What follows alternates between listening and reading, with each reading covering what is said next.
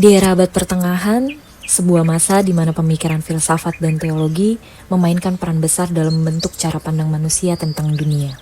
Ide-ide besar dari tokoh seperti Agustinus, Thomas Aquinas, dan Anselmus lahir, membawa pengaruh yang masih terasa hingga hari ini. Namun, apakah wawasan mereka masih relevan di era modern? Dan bagaimana mereka merespons tantangan dari pemikiran ateis seperti Feuerbach? Mari kita selami lebih dalam pada talk show kali ini. Selamat malam, apa kabar para hadirin semua? Bertemu lagi di Bincang Malam kita kali ini. Dan malam ini merupakan episode yang sangat spesial karena saya mempunyai 4 narasumber yang hadir bersama kita malam ini. Dan selamat datang para Bapak Ibu semuanya. Apa kabar? Baik, Ya. apa kabar? Terima kasih nih ya sudah menyempatkan waktu untuk hadir di sini. Dan tema talk show kita malam ini, tema diskusi kita adalah pemikiran filsafat dunia abad pertengahan dan relevansinya di zaman modern.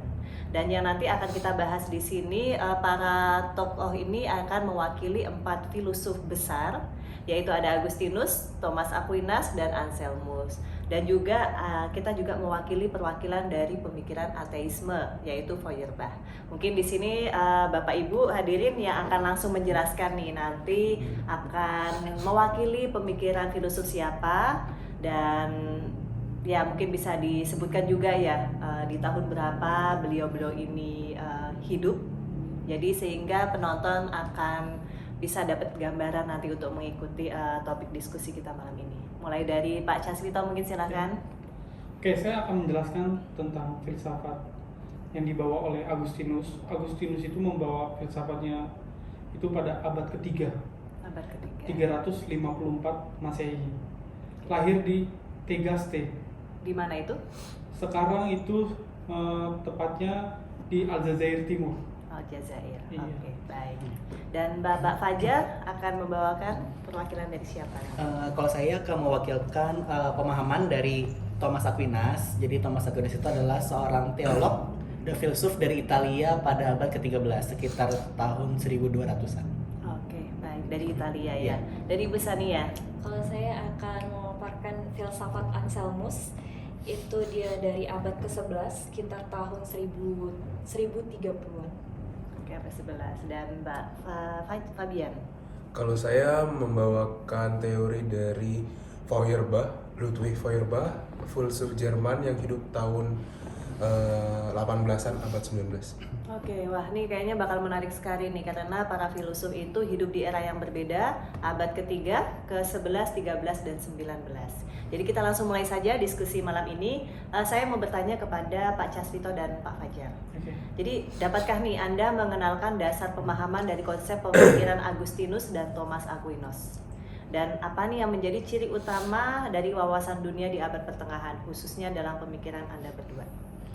Filsafat Agustinus itu menekankan iman dan wahyu sebagai dasar pengetahuannya dengan akal manusia yang terbatas tanpa bantuan Tuhan. Ia mengajarkan bahwa Tuhan adalah sumber kebaikan, kebenaran, dan manusia membutuhkan rahmat Tuhan untuk memilih kebaikannya. Dalam pengakuan di kota Tuhan, ia membahas waktu dan moralitas, serta membedakan antara kehidupan yang berlandaskan iman dan duniawi. Cinta kepada Tuhan dan sesama menjadi inti ajarannya dengan pengaruh besar pada teologi Kristen dan filsafat Barat. Baik, mungkin kalau dari Pak Fajar, bagaimana ini pemikiran Agustinus, maksud saya Thomas Aquinas? Kalau dari Thomas Aquinas ini sebenarnya tidak jauh berbeda ya, karena dia berdasarkan perkembangan filsafat Kristen. Cuman di sini yang menjadi ciri khas dari Thomas Aquinas adalah Thomas Aquinas ini menggabungkan antara iman dan akal. Kalau yang sebelumnya dari Pak Agustinus kan menjelaskan itu dari teologi oriented ya.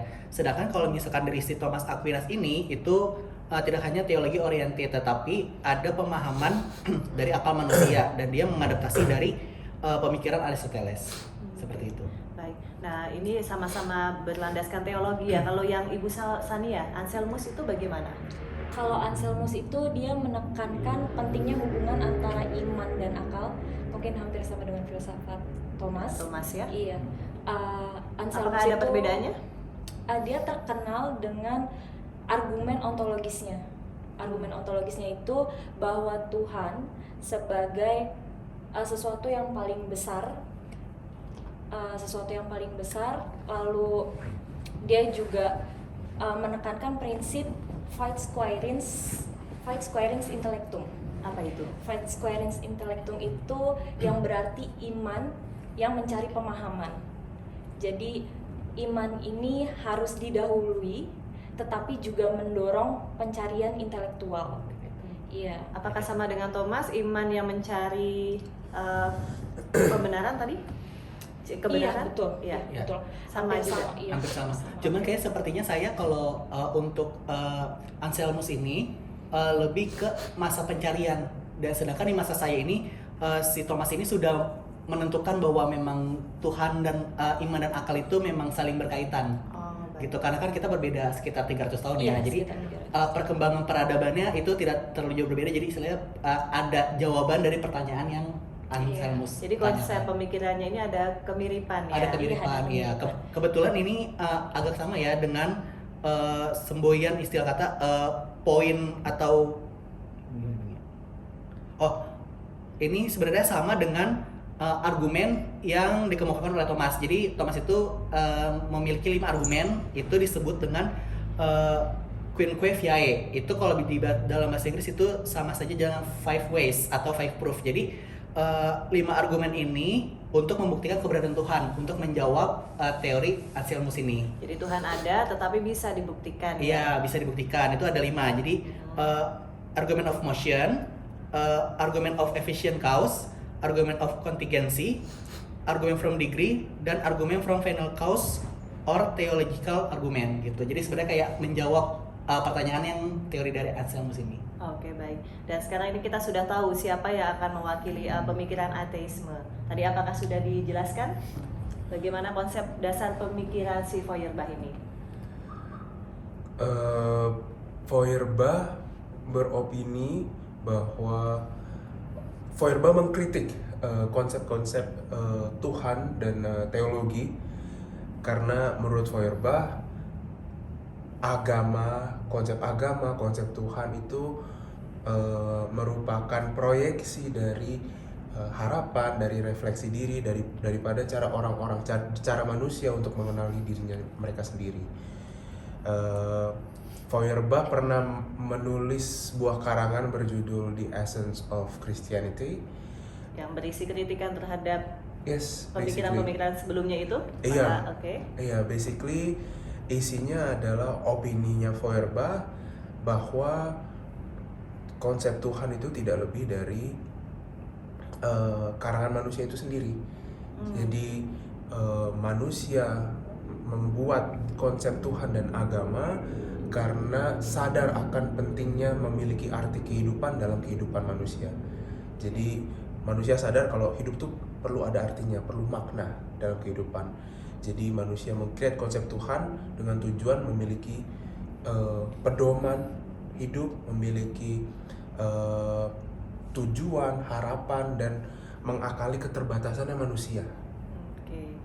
Nah, ini kan di antara 3 filosof ini kan yang Thomas Aquinas ini yang tadi mempunyai 5 cara pembuktian. Ya. Bagaimana mungkin bisa memberikan tanggapan? Oke. terhadap Ini statement mungkin kaitannya Thomas? dengan pendapatnya si Feuerbach ya. Feuerbach ini kan menurut saya kalau misalnya berdasarkan dengan pemahamannya si Thomas, itu Feuerbach ini karena menggunakan pemikiran ateisme, jadi fokusnya pada psikologis manusia gitu. Kalau misalnya si Thomas ini dia kan terkenal dengan quinque viae-nya ya, itu sebenarnya ingin mengkaitkan dan menggabungkan antara iman dan akal. Jadi sebenarnya pemikiran si Thomas Aquinas ini dia mensintesis iman dan akal. Bagaimana keduanya ini mempunyai peran yang saling melengkapi. Kalau misalnya mungkin menurut Fabian, karena banyak istilah kata kan, kalau kita kan berada di abad yang sangat berbeda ya, mungkin karena abad yang berbeda dengan peradaban yang berbeda mungkin akan memiliki perkembangan pemikiran seperti itu. Jadi kalau misalnya di masanya Thomas Aquinas ini pemikiran itu akal dan iman itu saling melengkapi. Kalau misalnya menurut Fairbah kan ya sudah, Tuhan itu hanya sebagai Konsep proyeksi. buatan, Iya, ya. konsep buatan hanya proyeksi manusia. Sedangkan dalam argumennya si Thomas ini, itu yang dari si Queen Quevia itu Tuhan itu bukanlah proyeksi manusia, tetapi eksistensi yang dapat dibuktikan dengan logika dengan 5 argumen tersebut, seperti itu. Oke, wah, jadi di antara 3 filosof dan satu filosof ini dari dasarannya saja sudah berbeda ya. Iya. Yang satu sangat mengimani, sangat percaya dengan adanya Tuhan, dan yang satu bisa dikatakan ya memang menganggap Tuhan itu tidak ada, begitu ya. Nah, ini seru ya. Dan mungkin sekarang saya ingin mendengar ini seperti tema kita malam ini. Apakah pemahaman-pemahaman dari masing-masing filosof tadi itu masih relevan terhadap zaman modern sekarang ini? Mungkin bisa dijelaskan dari Bapak Caswito ya. Apakah masih relevan nih pemikiran-pemikiran tadi? Dalam pandangan Agustinus sangat masih relevan. Karena pandangan Tuhan dengan kehendak bebas, Agustinus menekankan hubungan antar Tuhan. Pandangan tentang waktu, asal-usul kejahatan, teori tentang negarawan dan masyarakat. Dalam pandangan tentang waktu, Agustinus terkenal dengan pandangannya tentang waktu, terutama dalam buku Confessius. Dia berargumen bahwa waktu bersifat subjektif dan hanya ada dalam pikiran manusia dengan masa lalunya, sekarang dan masa depan. Semua terkait dengan persepsi. Gagasan ini tetap relevan filsafat modern dan kaya dengan temporalitas. Oke, baik.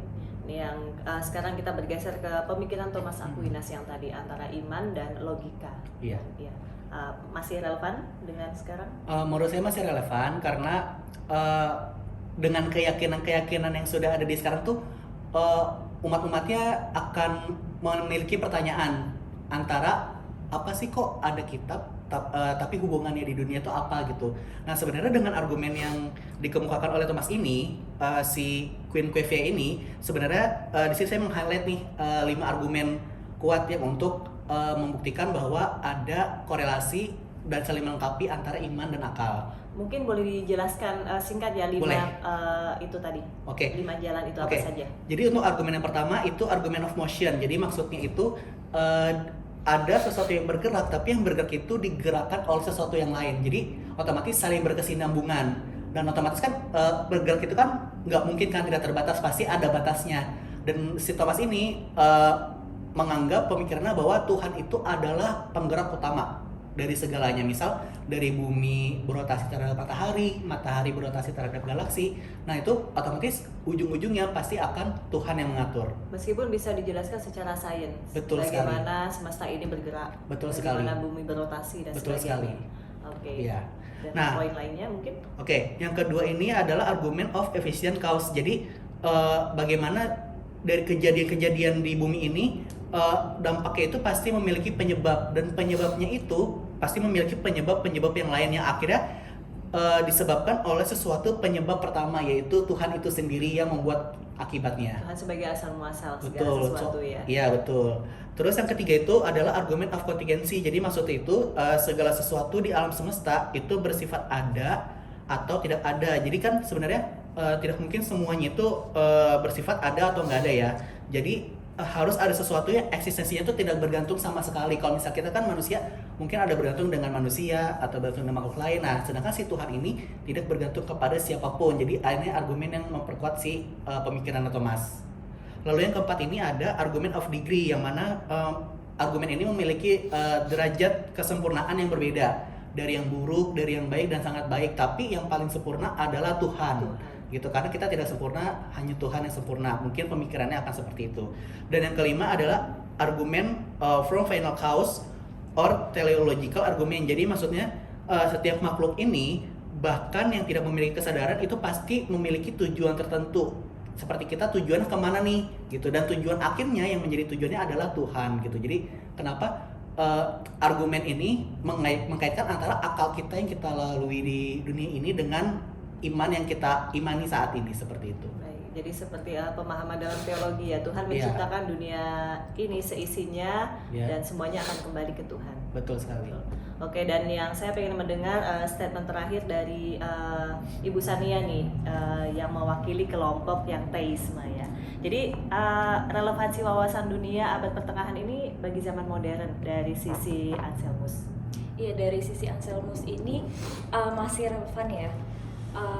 Apalagi kita tuh masih banyak pertanyaan-pertanyaan tentang eksistensi, makna hidup, lalu juga berhubungan dengan iman dan akal, seperti yang Anselmus tekankan bahwa di argumen ontologisnya dia kan bilang Tuhan itu sesuatu yang paling besar, itu pun masih menjadi diskusi sampai saat ini.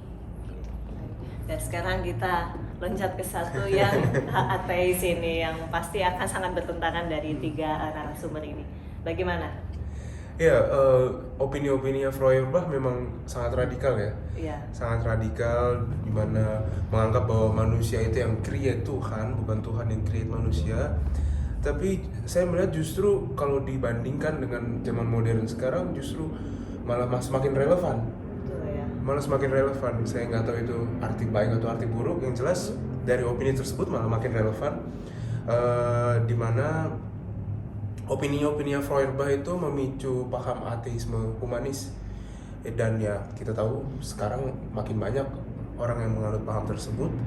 Jadi segala sesuatu pertanyaan tentang manusia, tentang bumi dan seisi-isinya dijawab berdasarkan sains, bukan berdasarkan ketuhanan. Jadi akan lebih objektif ya. Ya mungkin ya Macam Bu. itu ya. Iya, Jadi karena iya. semuanya itu tidak kita akan langsung lempar semuanya karena Tuhan, tapi kita akan lebih kritis lagi menggali apa sih yang sebenarnya terjadi, apa sih kaitannya. Seperti itu ya. Yes, mungkin kalau misalnya dikaitkan dengan zaman sekarang, yes. Oke. Wah, oke. Sekarang kita sampai sebenarnya tuh saya ingin sekali pengen diskusi lebih panjang lagi, cuman ya seperti kita tahu inilah seninya ilmu filsafat. Kita bisa melihat, kita menggali, kita mempelajari satu permasalahan untuk dari segala sisi, tidak ada kata salah ataupun benar, dan kita selalu bisa menggali lebih dalam lagi. Cuma sayang kita harus dibatasi oleh waktu ya. Mungkin untuk kesempatan lain kali lagi kita bisa panggil satu persatu narasumber dan kita bisa berdiskusi lebih detail dari masing-masing filsuf yang tadi Bapak Ibu ini sudah bawakan. Dan ya terima kasih Bapak Ibu semuanya. Terima Semoga kasih. diskusi hari ini bisa memberikan wawasan tambahan tentang ide-ide yang membentuk dunia kita saat ini, sehingga kita dapat berkontribusi secara lebih bijaksana dan bermakna dalam bermasyarakat. Dan sampai jumpa di talk show selanjutnya. Akhir kata, selamat malam. Terima kasih. You know just what you do to me. Play my emotions like a pair of puppet strings. Did it ever occur